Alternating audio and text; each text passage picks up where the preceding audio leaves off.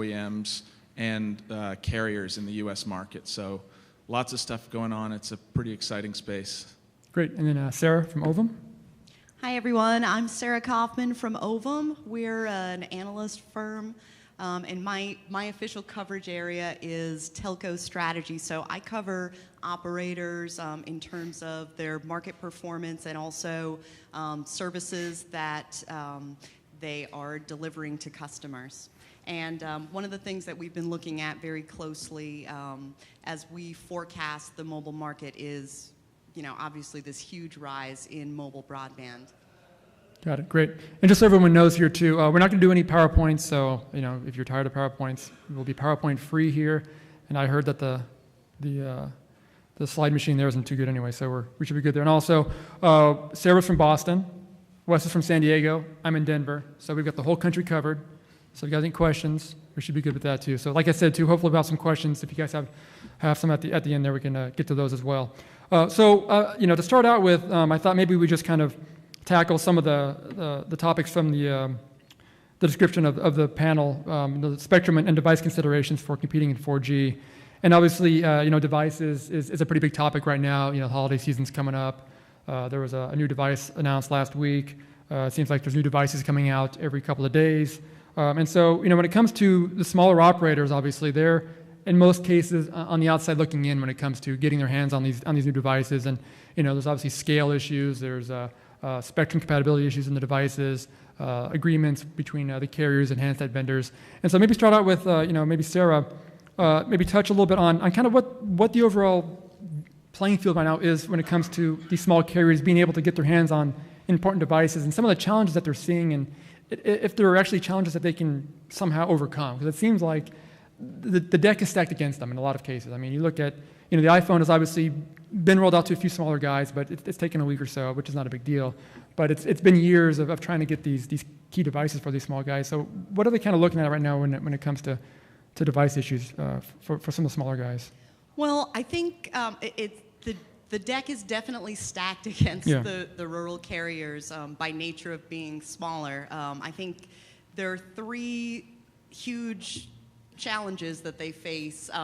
One of them is all of the regulatory uncertainties about, interoperability, roaming, spectrum availability. Obviously, that impacts how they think about going to market, who they're going to partner with, and what kinds of device vendors they're going to work with.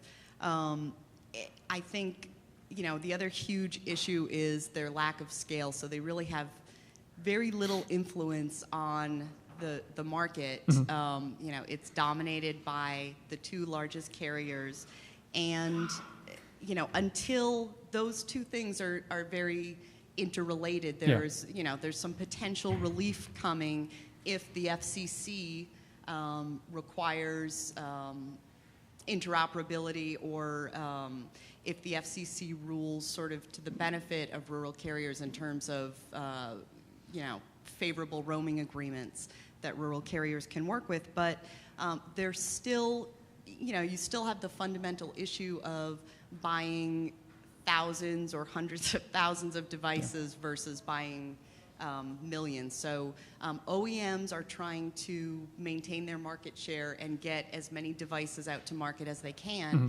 And rural carriers just don't offer the kind of opportunity for them that the larger carriers do. So, in a lot of ways, rural carriers are really kind of, they're stuck in limbo with these regulatory issues kind of overhanging them. And then, I think the other big issue is, even if all of these sort of uncertainties were resolved, smaller carriers just don't, the most iconic devices, the ones that consumers want, the ones that you want to be able to provide to your consumers, are the highest cost devices. Mm-hmm. And smaller carriers don't have the kinds of, funding to invest in these types of devices. Yeah. So I think that's another issue that doesn't necessarily go away if some of these regulatory issues are resolved. Yeah, you're right. I mean, obviously, yeah, there's a lot of things that seem like they're out of their control with regulatory issues that have to be resolved at some point. But you're right, the financial aspect of it, that's a huge part of them being able to offer these devices. I mean, you got to subsidize all these devices. Whenever a new device launches, it usually hits the carrier's bottom line pretty heavily. So that's a big challenge for these small guys too. So Right, and I mean, fundamentally, if you're going to, especially if you're going to undertake, a potentially, very expensive agreement on a high demand consumer device, you have to plan ahead for it. Yeah. So it's very difficult to plan investments and funding for when in this environment of uncertainty. yeah, makes sense. Wes, Just add something on that. Yeah. And one opportunity in terms of what's going on in the device space today. Obviously, everyone's trying to compete with Apple. Apple's kind of set this benchmark, if you will, and their pricing strategy of once they release a new device, the other one goes down to $99 and the next one goes down to free, makes it very difficult for a lot of the other OEMs. So if you look at who else is in the space, someone like Nokia jumps out. With Windows 8 rolling out, Microsoft may be willing to spend a lot of marketing dollars across the board, no matter what carrier is deploying those devices. And Nokia is just looking to get market share of any kind in the U.S. market. So they're maybe more willing to try a more scattered approach at smaller operators. So I think we're finally at a point with Apple's dominance in the market where some of these other OEMs are getting a little bit more desperate, and they're just making a big push for market share because if they don't do something soon, in a couple of years from now, they may not be around. Sure. So I think it's definitely, there's still problems and struggles, but when you look at it from different angles like that, I think there's some opportunities that could unfold.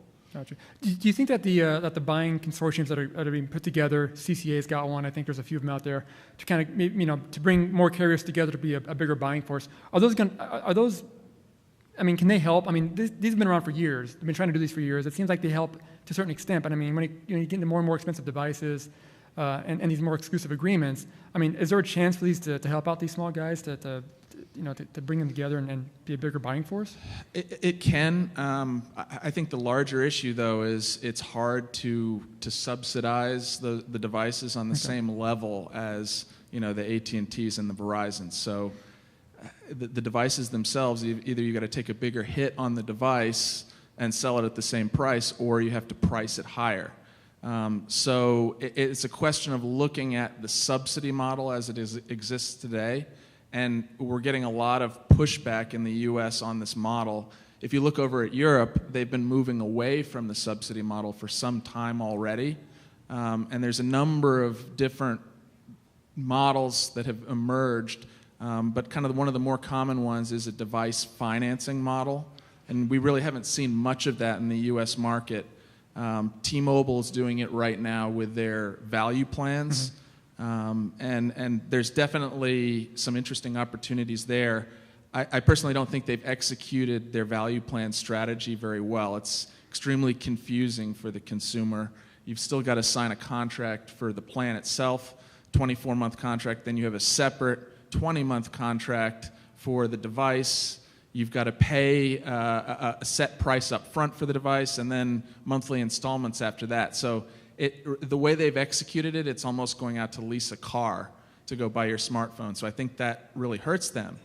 But if you take a more simplistic view, there's opportunities out there to even partner with different financial institutions to take the risk up front and let the customer finance that potentially on a monthly prepaid plan where you don't have multiple contracts linked in. So there are some alternative models that are emerging outside of the subsidy space where carriers, no matter what the size they are, can offer the latest devices in a more attractive, potentially more attractive model rather than paying all that money up front for subsidies. Yeah.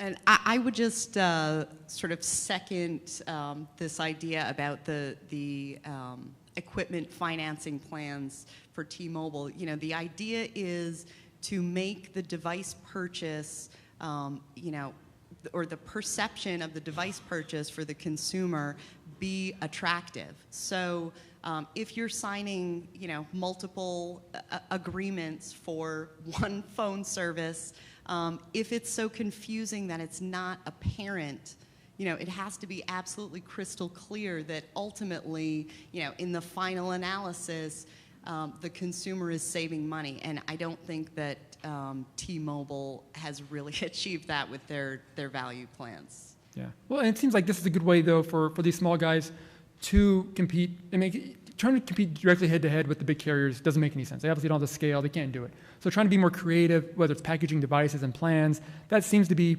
a good way. I mean, I know some of the smaller guys are trying. They're trying different things here and there.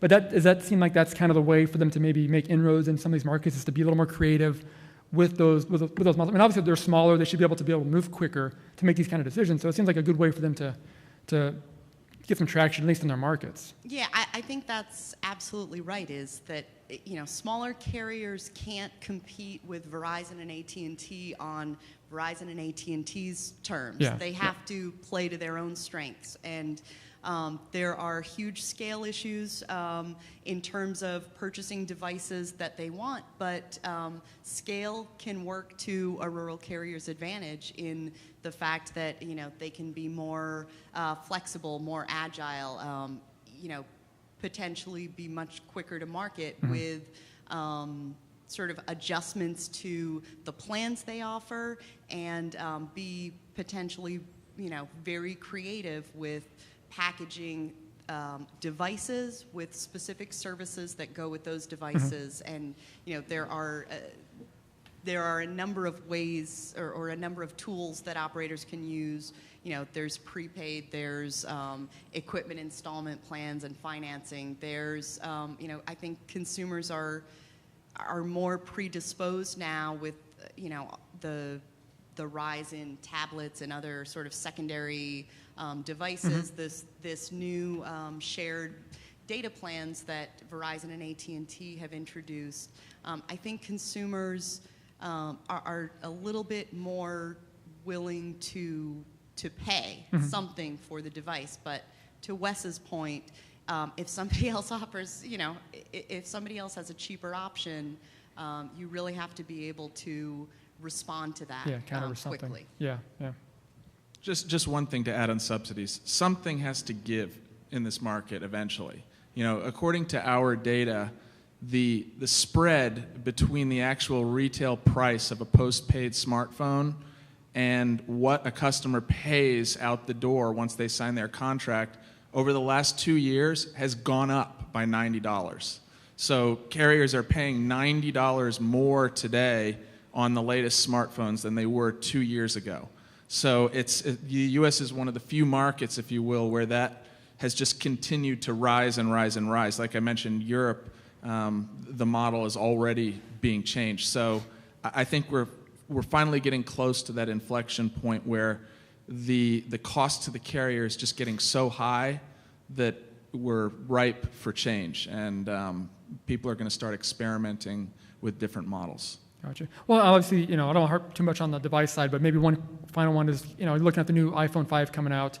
One of the interesting things about it, I thought, was the spectrum support, the band support in the device. I mean, it had a pretty wide support of LTE and legacy networks as well. I mean, it's a pretty powerful device, what it can support. And it seems like that could be maybe a foot in the door or a little hold for some of these small guys to be able to offer these devices. And if Samsung were to follow suit, you know, maybe some more device guys would come out with devices that could work across bigger networks. I mean, how important will that iPhone 5 support for those smaller guys be, do you think, in the market? Will it open the floodgates? Will it just be a unique offering? I mean, do you think that the handset makers are realizing that they do need to supply more support in those devices for everybody besides the big two?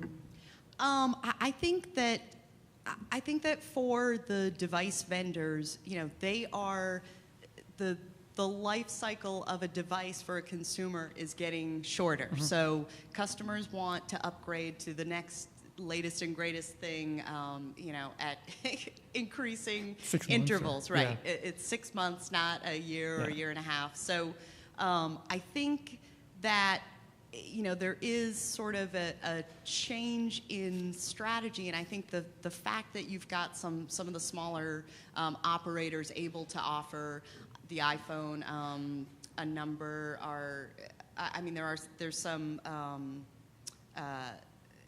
operators offering the Samsung Galaxy, Yeah, S3 and stuff, which yeah. is another big consumer device Yeah. that's in high demand. So I think the device vendors have a problem before them too.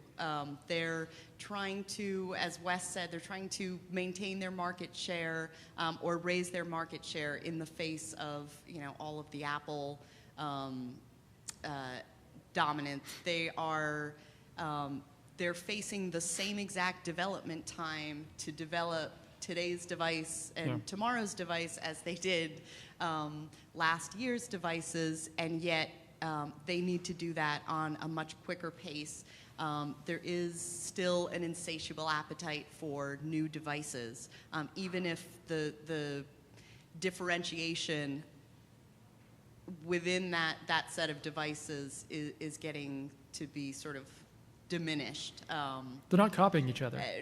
We know that, right? So I think there is sort of some hope for rural carriers because I think that the device vendors more and more are looking at maximizing or sort of broadening their launches to include more carriers and less exclusive agreements where they have to sort of have this phased rollout of devices and hope that device is still 6 months from now or a year from now when they sort of roll it out to their second tier or third tier carrier choices is still going to be a relevant desirable. device, exactly. So they're facing sort of an increased risk in doing that, and I think that's going to increasingly allow for rural carriers to work with device vendors that are willing or rather that want to have sort of a big splash right from the get-go. They're sort of measured on how well their sales did in the first day, the first weekend, right? Yeah, week. Exactly. Yeah. So in light of that, I think there are some opportunities to work with device vendors that are willing to open that up to more carriers, and there are also some device vendors that don't have the kind of brand strength that I think there's some opportunity. The Nokias or the smaller guys. Well, not smaller guys. Nokia's not small, but absolutely. To get in there too. So that makes sense. I just want to say that I talk to the network vendors and the OEMs all the time, and talk about frequency bands. That's the bane of their existence. They hate how complicated this has gotten. I mean, it's just the number of different bands just in the U.S. I'm not even talking about globally, and that they have to support is just unbelievable. And a lot of it is out of their hands anyway.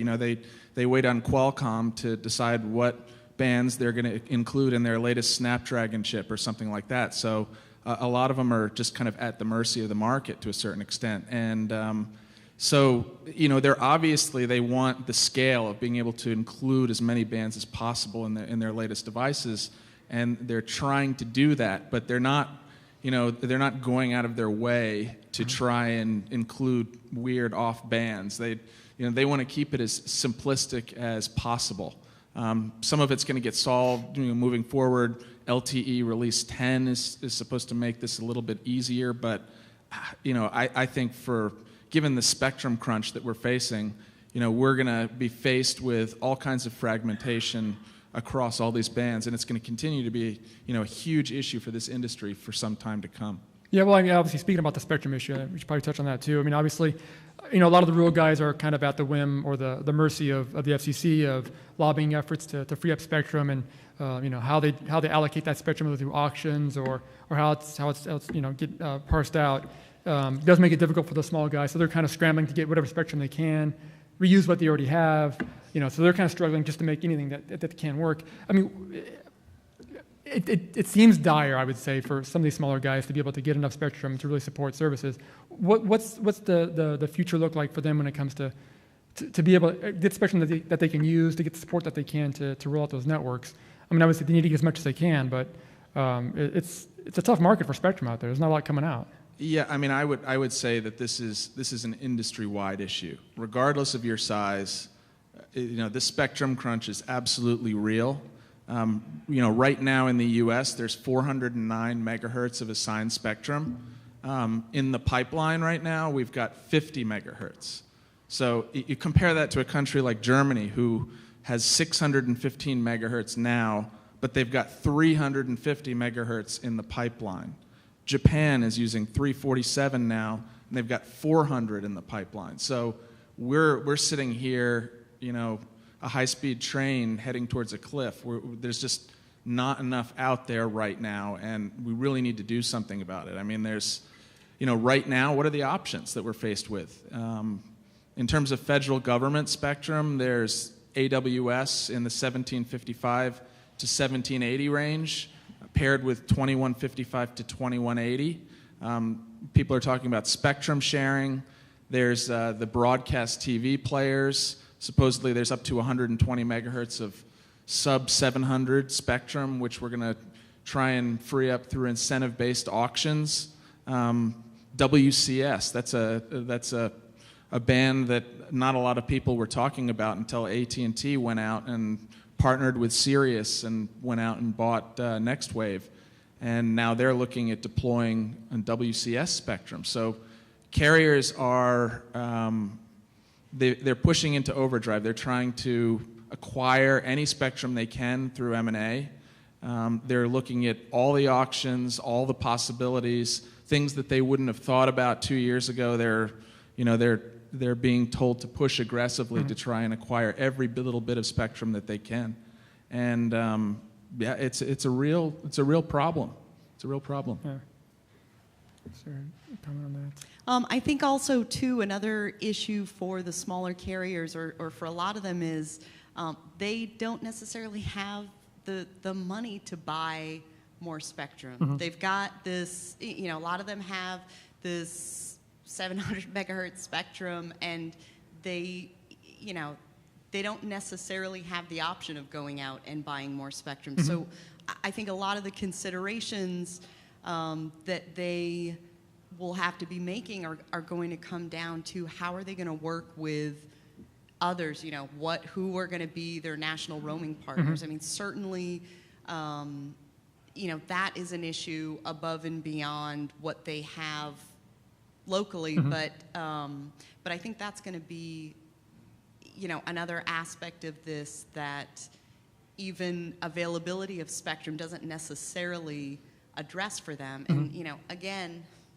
going back to this issue of uncertainty, that is the killer of trying to run your business not knowing what's going to happen. You can't make decisions, you can't make informed decisions about how best to do that. Mm-hmm. And, when you're a smaller rural operator with fewer resources, less money, it's just that much more critical. Yeah, and the spectrum options, I think we talked a little bit about it last week. There are options out there for them. I mean, obviously they can do partnering, they can just wholesalers out there trying to come online. Are these viable options long-term for these small guys, or is the long-term play really for a small carrier to have its own network? I mean, can they survive long-term with these alternatives, or in the end, do they have to have their own network? I think absolutely they can. I think network sharing is sort of on the rise. I think it's kind of a fundamental solution for operator, mm-hmm. For operator economics mm-hmm. is, if you you must find ways to do more with less, mm-hmm. So I think that, there are some interesting potential opportunities. There's, Verizon has this LTE for Rural America program, so that, so they're leasing their spectrum and allowing rural carriers to, use that spectrum, and then of course use the devices that are available on that spectrum. But that's a leasing situation. So uncertainty involved in that. So exactly that that is not that's not a perfect solution. Yeah. It could be a good solution for some carriers, but certainly not for carriers that are directly competing with Verizon. Verizon's not interested in opening up that program for them. There's of course, Light Squared is sort of in complete limbo, yes. but Dish Network has spectrum, and they've essentially they've agreed to build out an LTE network. That is at minimum a 7-year a 7-year time frame. So I think there are certainly potential options, but once again, none of them is sort of a clear solution. Yeah. I was just going to say that, at least for the short term, spectrum flexibility is going to be key. You've got to be able to, you've got to assume that there's not going to be more spectrum available. Go out and do the things necessary to keep the network running. Things like carrier aggregation, more advanced MIMO, multi-point transmission, HETnets, all of those things, while they may not be the solution, obviously you need more spectrum, but there's going to be a lot of innovation on that side to address the issue that we're facing. Some interesting stats that I got from T-Mobile at the 4G Americas conference last week. They said that today, for smartphone users, all smartphone users for T-Mobile are using 760 megs of data. If they're on the HSPA Plus 4G network, it's 1.3 gigabytes of data. That's per month. Per month. Okay. So compare that to 2009, T-Mobile smartphone users were using 25 megabytes of data. So the rise is just absolutely staggering.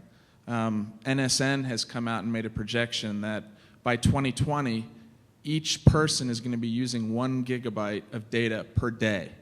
So do the math on that. That's 30 per month per person. Now, who's to say that's right or not? But it's clear that if it's half right, it's clear based on the growth that we're seeing that it's just going to be an unbelievably increased burden on the carriers. So you've got to do whatever you can in the near term with this spectrum question hanging in limbo to really address adding any additional capacity. Yeah. Well, I guess that brings up also the option of, you kind of mentioned some of the different technologies out there, whether it's HETnets or using small cells or Wi-Fi offload. Are those, what are the options? Are those viable options as well? Is that something that'll sustain these carriers? It does seem like carriers in general have been somewhat averse from moving beyond the macro cell network. That seems to be their bread and butter. They know how it works. They know how to control it. Going to small cells is a little bit different for them. Wi-Fi is a whole different, it's unlicensed spectrum. It's hard to monitor that. Are these other options, they seem like they're tricky for big carriers. Should it be an easier proposition for a small carrier, or is it a more difficult position for them to be in to try to go with different technologies that way? The way I look at it is we're faced with no other choices right now. Mm-hmm. Given the spectrum situation, you have to look at every option available. A lot of people are talking about Wi-Fi offload, and that everybody should be doing that. I look at it a little bit differently. It should be one quiver in the arsenal. Obviously, there's a lot of issues with Wi-Fi. There's security, there's quality of service. So all of those things you've really got to consider when thinking about integrating something like Wi-Fi offload into your network. So it's really what's going to happen is you're going to have to consider all of those different options that I mentioned and look at seeing what makes the most sense given your spectrum position today and expected growth of data on the network. Yeah, gotcha. Do you have any comment on the small cell front? Is that a viable, do you think, option for these carriers? Is the small cell market ready to support smaller carriers and helping them maximize their spectrum usage? Well, I think there are solutions out there, but I think that first of all, it's not necessarily in the carrier's sort of comfort zone, Mm-hmm. as you mentioned, and I think the quality of service issues that carriers face. I don't know. There's a lot of activity around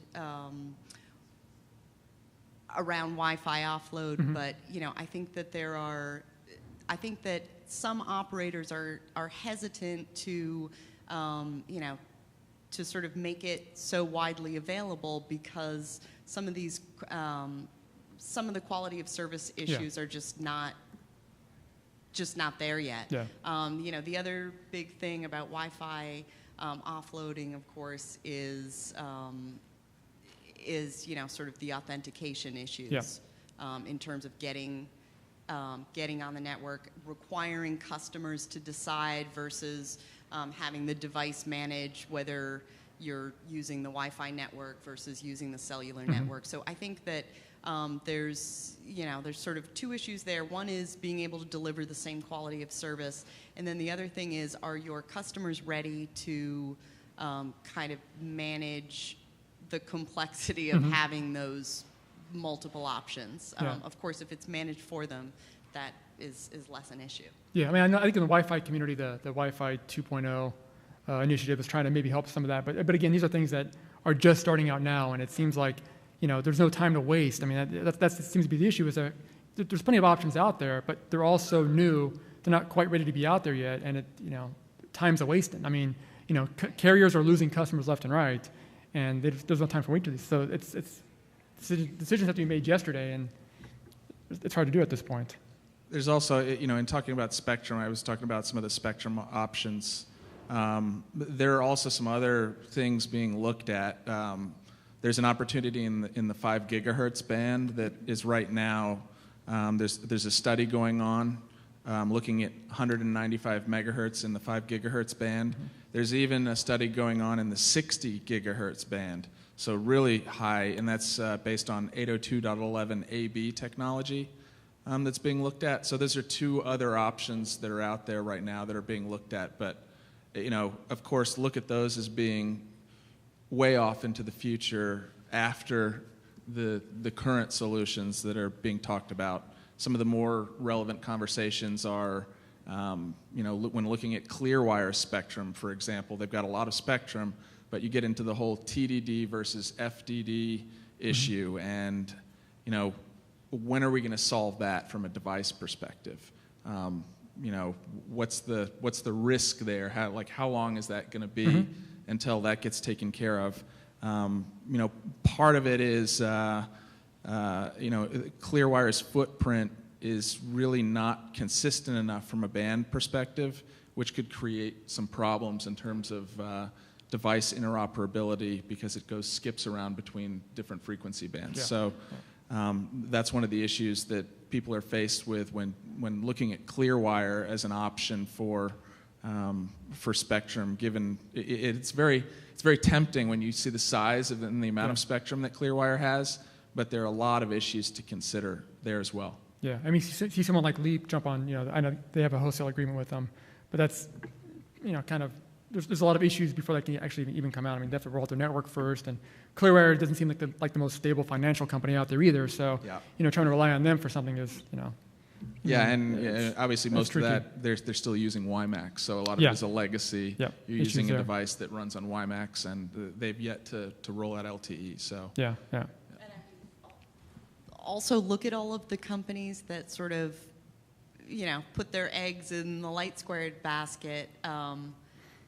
That is, again, if you're trying to plan and plan strategies around issues that are not resolved, you risk putting your resources or your strategy in the wrong, with the wrong emphasis, potentially with the wrong partner.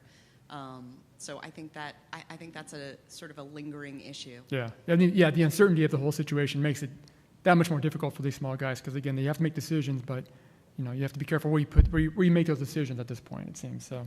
That's tricky for them. Well, I mean, before we go to I want to leave some time at the end for Q&A too, but I mean, not to make it seem like we're being too much of a downer on this here, but I mean, it does seem like, with LTE rolling out, with the spectrum needs that the carriers need, the money that's involved as well, too. I mean, a lot of these small guys, it seems like that we're getting to a point where it could be almost like a make or break point for some of these small carriers. I mean, the investment needed to roll out LTE is huge. A lot of these small guys might not have the funds to do that. I mean, are we getting to a point where, small carriers need to decide whether they want to even go LTE, if they can afford to do it? Do they stay back and rely on their 3G networks and hope that they can survive that way? Do they try to sell out? I mean, are we getting to a point where big decisions have to be made by these small guys that, hey, maybe I can't compete in this market anymore. Maybe it is gotten to that point where it just doesn't line up with my bottom line anymore. And I mean, are we going to see carriers find alternatives to operating, to selling out or become something different in the market? Well, I think if the decision is, do I keep going on or do I just close up the windows and just call it a day? I mean, that might actually be an easier decision than dealing with what rural carriers who desire to stay in business, really have facing them. You have to be able to deliver mobile broadband. Yeah.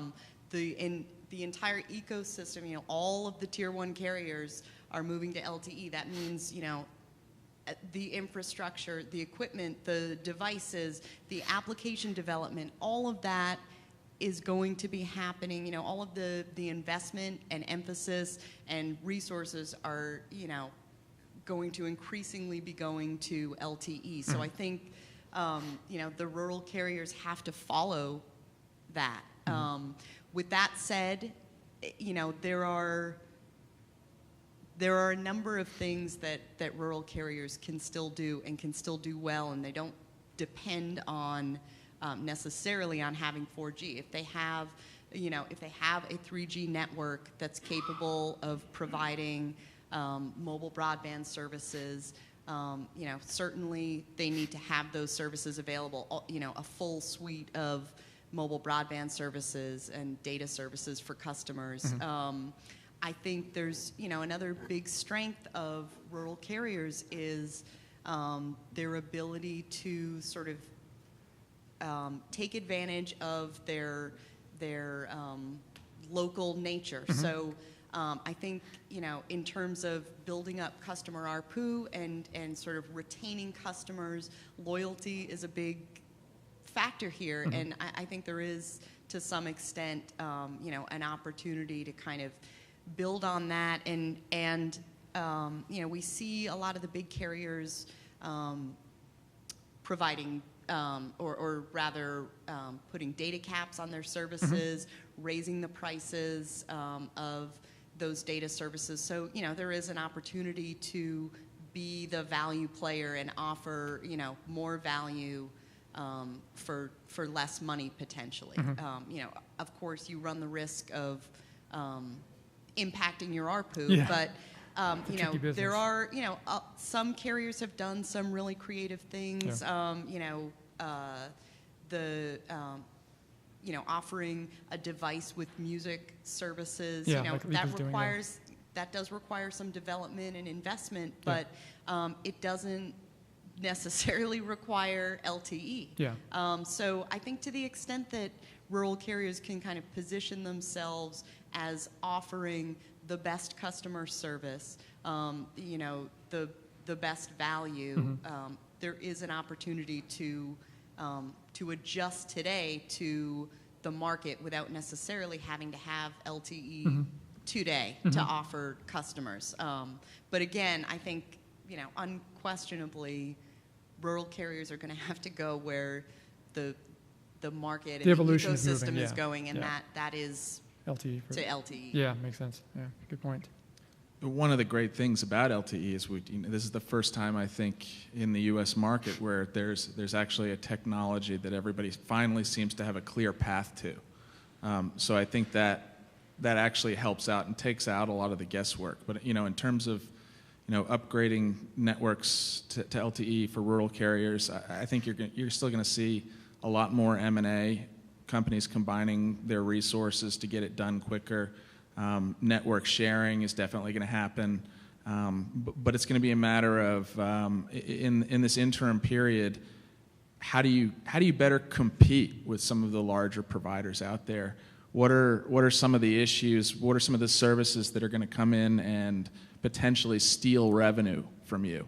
If you look right now, OTT, over-the-top services, is one of the hot buzzwords, if you will. Traditionally, over the last 5 years, as everyone knows, one of the biggest cash generators for carriers has been a $20 unlimited messaging plan. That's something that you're not going to be able to do moving forward. OTT players like WhatsApp, even Apple's FaceTime, have basically taken away that option through their messaging options, and the fact that you can do it on multiple devices. So it's time for carriers to get more creative. You can see with what the big guys are doing in terms of their shared data plans by just making messaging and voice fully unlimited across the board. That takes away a lot of the reason that somebody would go with one of these over-the-top players. But how can you create alternative services that could generate some revenue by partnering potentially with some of these OTT guys? There's an example in Hong Kong. The carrier 3 has partnered with WhatsApp, and they have launched an unlimited messaging service that charges you 8 Hong Kong dollars per month, so a little over $1.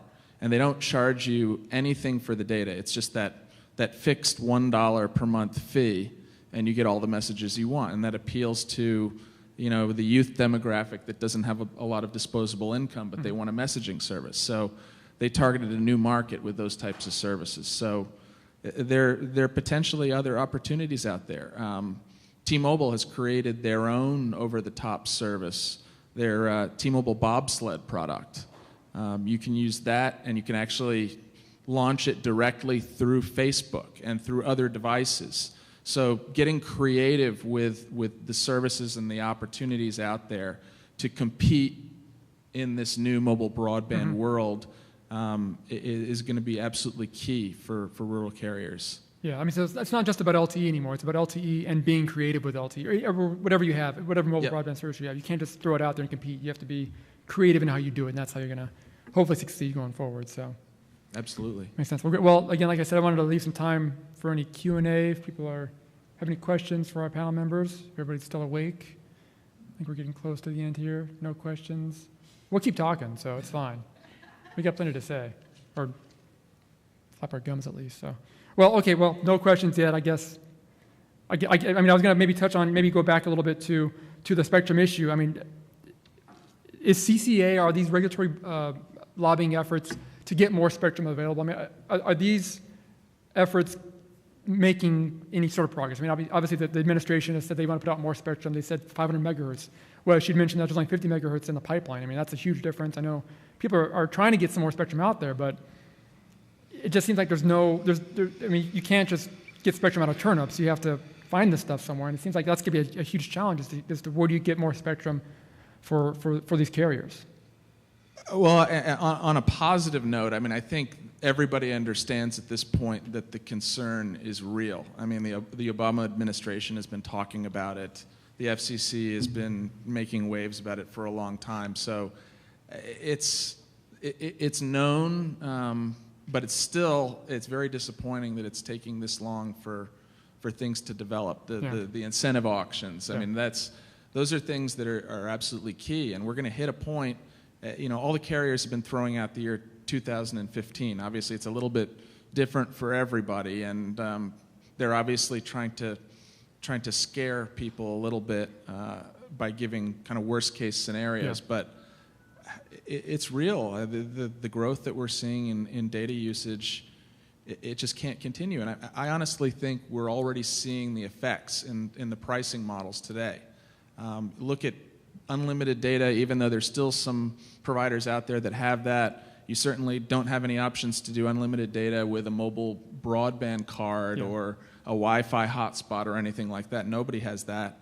All the bigger players kind of move to a tiered or a shared model.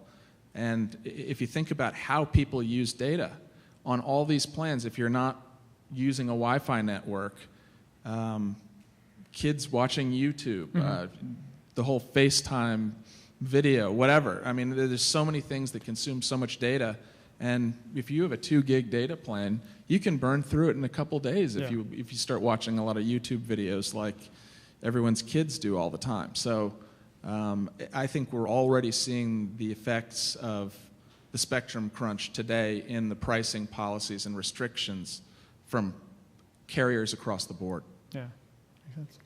You want to add? I would just say, in terms of are the efforts, the sort of the lobbying efforts and and group efforts of organizations like CCA and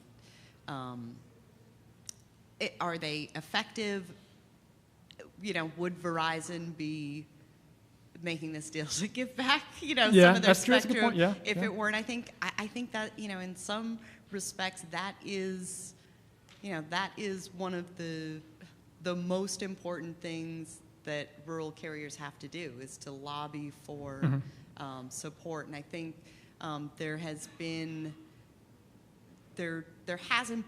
clear guidance from the FCC about how they're going to approach each of these independent issues. So I think, the more that rural carriers come together and have a unified voice, the more weight that carries against the AT&T and Verizons of the world, clearly. And I think there is some evidence that, there have been some positive developments because of, those kinds of efforts. Yeah. I mean, how important will that be? I mean, Verizon's offer to kind of, auction off some of their spectrum. I mean, obviously there's the A block has got its issues with interference, and so that's kind of one of those touchy spectrum issues there. I mean, is that going to provide much of a difference? I mean, everybody expects AT&T to pick up all the B block spectrum anyway, and that just leaves A block, and that's kind of, carriers already have A block that they can't use. So it seems like Verizon's offer is nice, but it's not really going to help the rural guys probably too much. Yeah, I mean, so I think it's a positive development from the perspective of the FCC policy sort of accommodating or at least putting pressure on Verizon. In terms of, does that help rural carriers? Well, it helps T-Mobile, but not necessarily. I don't think that it has I don't think it has a very big impact on sort of the rest of the carriers. Yeah.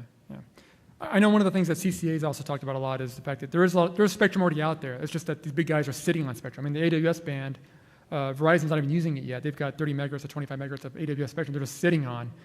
T-Mobile just got a lot. They're going to use theirs. AT&T had a lot. They had to give up a lot.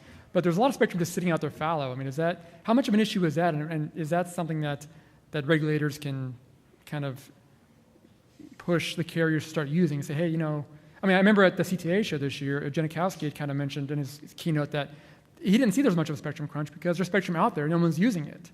I mean, is that true? I mean, is he just kind of looking short-sighted? Or I mean, obviously you need some long-term, but I mean, are there ways for, at least in the short term, for the carriers to be able to keep feeding their spectrum needs? I don't really buy that argument. I mean, sure, there's spectrum that's sitting, but honestly, the people who have it right now, the way it's set up, there's certain bands and frequencies that are more advantageous, and you deploy them first, and then as it gets more and more dire, you start deploying all the rest of your spectrum. So I just think that given the amount of spectrum that's going to be available in the long run, whatever spectrum people have right now is going to find a way to be deployed. Obviously, you could speed that up a little bit through regulatory policy, but I think that's certainly not the biggest worry I have in terms of how we move forward with this thing. Gotcha. Okay. I don't know if there are any other comments on that? No? Okay. Well, any questions, anybody? Any questions at this point?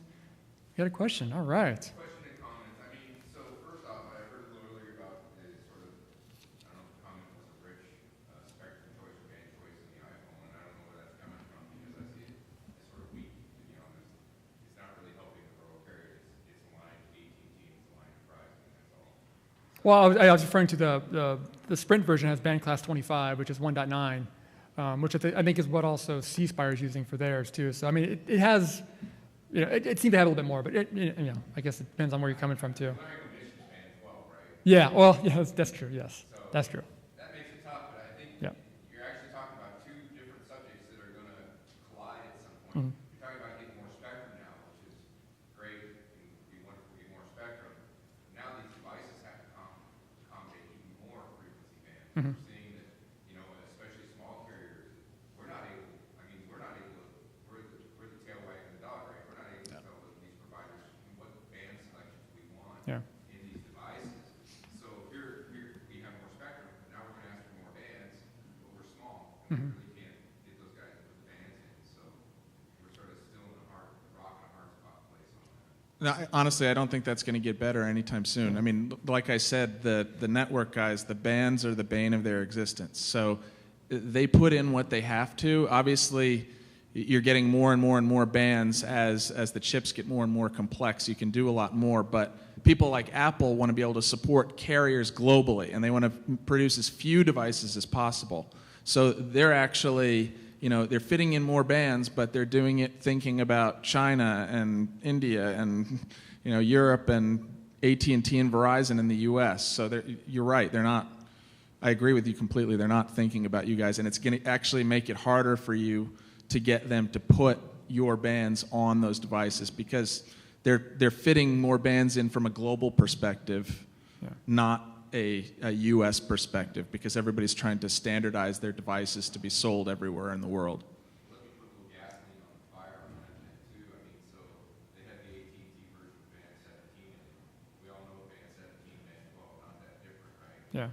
So what's the problem there? Why couldn't they have done the 17, or are they being asked not to do 12? And where is that going to go? Is that still a political hot button?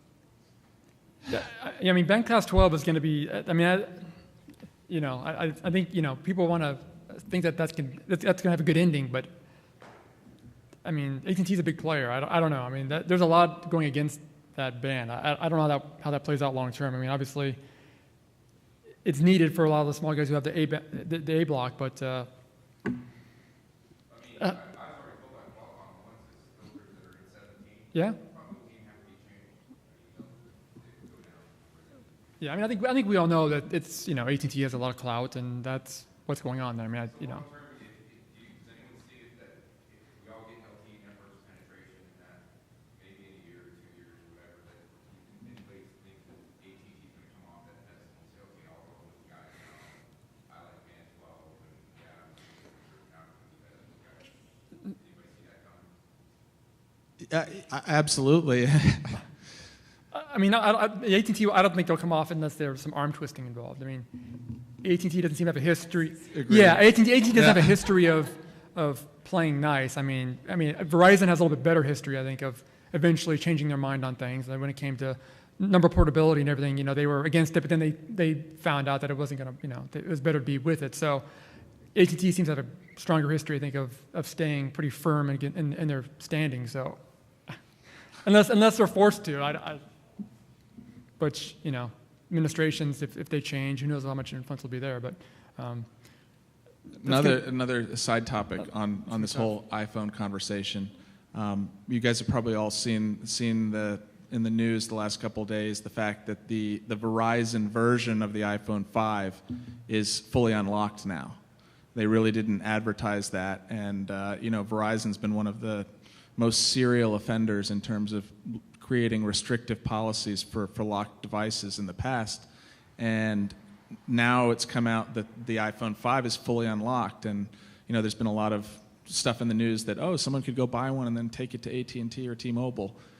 I don't really think they care about that because you're going to have to pay an early termination fee anyway and pay full price for the device. Looking at it from a high level point of view, I think they're looking at the fact that it's the iPhone is such a big device now, and it's such a, on a front page story that 700 megahertz open access spectrum that they have, they're worried about any potential implications, lawsuits, whatever you have down the road. Someone saying, "Hey, why isn't my iPhone unlocked? What about open access? You're telling me that this device is locked." So I think you're seeing Verizon saying, okay, this is the iPhone 5, the potential backlash. to this is just too huge, we're going to unlock the device. Kind of like AT&T with the whole Apple FaceTime issue and not supporting that on all their rate plans. So I think you're finally seeing Verizon essentially say that the open access provision on their 700 megahertz spectrum could create a problem. Now the question here is, does this mean that Verizon ends the practice of locking all of their smartphones altogether? How can you say that you're going to lock other LTE devices that run on 700 megahertz, but the iPhone's unlocked? There's an argument to be made there. So I look at this as the real potential possibility that the practice of device locking could be going away entirely at Verizon Wireless as a result of this issue. And if they lead the way on that, we really could see unlocked devices start going away in the U.S. market. Or locked devices going away. Locked, yeah, correct. Yeah. But again, that just shows too, Verizon maybe they can change their mind, where it seems like AT&T perhaps not. So the whole ban class 12 thing, I think, is still going to be a long-term issue that Metro unlocks. Any insight into the 700 megahertz ABN for Verizon that they promised they would put up for auction with Washington and Boston and New York and LA markets?